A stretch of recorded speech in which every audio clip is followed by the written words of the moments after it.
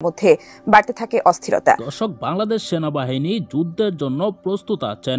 এমনকি সেনাবাহিনীকে সরাসরি যুদ্ধের জন্য প্রস্তুত থাকতে বলেছেন প্রধান উপদেষ্টা ডক্টর মোহাম্মদ ইউনূস।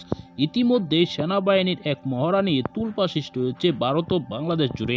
ভারতে তৈরি হয়েছে আতঙ্ক। এমনকি ভারত এখন চাপে পড়ে শেখ হাসিনাকে বাংলাদেশে ফেরত দিতে পারে এরকমও মন্তব্য করছেন। এই ভিডিওতে আপনাদেরকে দেখাবো, প্রমাণ সহ দেখতে পারবেন।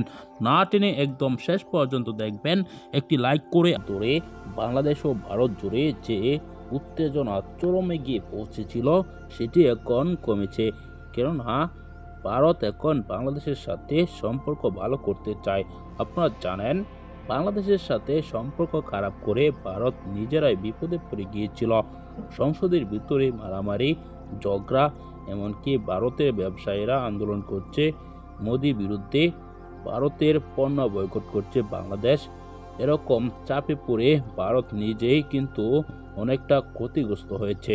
সেজন্যই ভারত এখন বাংলাদেশের সাথে সম্পর্ক ভালো করতে যাচ্ছে।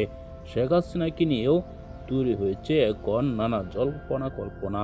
তাহলে কি শেখ হাসিনাকে ভারত ফেরত দিবে? এটাই কিন্তু এখন দেখার বিষয়।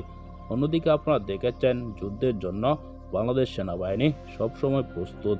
এমনকি যুদ্ধের জন্য প্রস্তুত থাকতে বলেছেন বাংলাদেশের প্রধান উপদেষ্টা ডক্টর মোহাম্মদ ইউনূস।